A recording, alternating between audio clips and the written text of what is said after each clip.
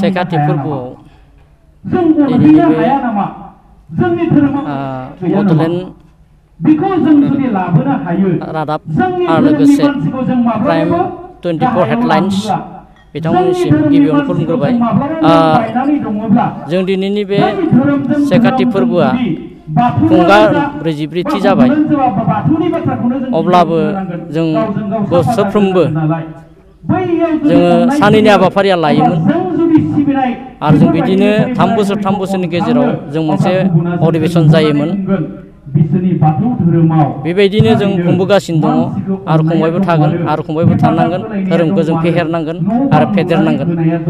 नाथाय देग्लाय जोङो COVID-19नि थाखाय जों देग्लाय सानसेनि हाबाफारि लानानै खुंनाय जादों आरो बे खुंनायाव जों दिनै जाबायदि हाबाफारिया बादियै जा मावलांनो हादों बिदिनो उनावबो जों मावलांबाय थागोन होननानै दिनैनि बे गासै बुहुमनाङैनो बर' धोरोमफोरा जाहाथे बेफोरबायदि आरो खुंलांबाय थायो आरो खुंलांबाय थागोन होननानै दिनैनि बे लखिमपुर बियाबनि जानानै गासैबो खावलायनायजों लोगोसे बिबुंथिखौ फोजोबबाय। नैबे समाव दिनै माइनाव खेराइनि गोथार दिनै दिन से काति गासानि गोथार दिन। बे गोथार दिना बर'फोरनि थाखाय बर' हारिनि थाखाय मोनसे गोथार फोरबो आरो बे गोदो गोदाय बर'फ्रा सानदोंमोन जे बे माइनाव खेराइ फोरबोनि गेजेरजों जिहेथु बर' हारिनि बा बर' जाथिनि न'खरा माइ दैजों जेरै गोम गोम बिफां लाइफांजों गोम गोम जानानै थानांगौनि जि बाथ्राखौ सानदोंमोन। बेनिखायनो गोदो गोदायनि बर' सुबुंफ्रा बे बाथौ धोरोमजों सोमोन्दो लाखिनानै बे माइनाव खेराइ फोरबोखौ होदोंमोन। जिहेतु बर'फ्रा जिहेतु हिन्दुजिम नङा, जोंनि बर' हारिया मोनसे हिन्दु धोरोम नङा, बे सेपारेट बाथौआ मोनसे सेपारेट हारि धोरोम। बेनिखायनो जोंनि धोरोमा जेब्लाबो जुदा जुदा नेमखान्थि आखल आखु आसार खान्थि गासिबो दंजोबो। बे मोनसे गोथार बे आसार खान्थियाव जोंनि बे बाथौ धोरोमनि बे मोनसे गोथार फोरबो आरो बे फोरबोआ जों जायखौ माइनाव खेराइ होननानै बुङो, आइ बिमा लोक्षिनि बाथ्राया बेवहाय दं।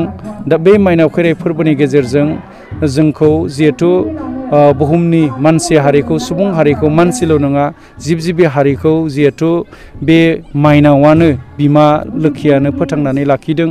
बे लाखिनायनि थाखाय इयुनाव नैबे गोथार माइ ओंखारनाय जिथु दिन, माइ मोननायनि जिथु दिन, बे समाव जाहाथे गोम गोम माइ बारि खान्थाल बा बिफां लाइफां बारिफ्रा जोंनि बर'फोरनि गेजेराव जानानै थायो, जेब्लाबो माहाजोन जानानै थायो, आबादजों गोम गोम जायो।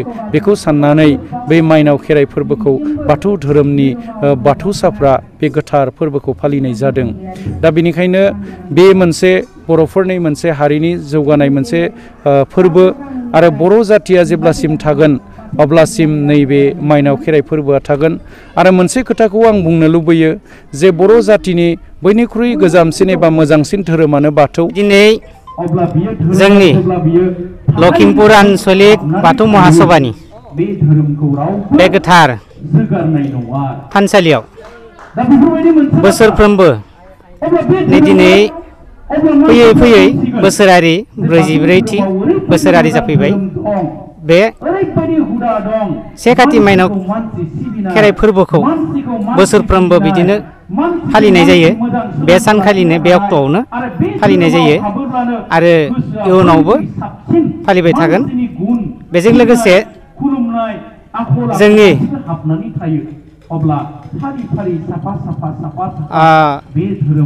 रायजो राजा गासै दिनै बिमा माइनावखौ बे बरायनाय जादों।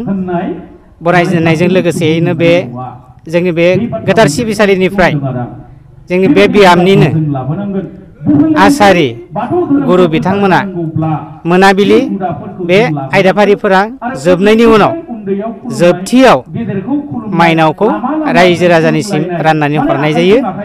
बेजों लोगोसे जोंनि सम बायदियै बे हाबाफारिखौ मावलांनाय जायो। थिग बिदिनो बोसोरफ्रोमबो मावबाय थायो आरो जों जा बे दिनैनि बे हाबाफारियाव बाथौ धोरोमखौ बुहुमाव गोसार होनायनि थाखाय गोसार होनांगौनि बे मोनसे ट्रफिक लानाय जादों।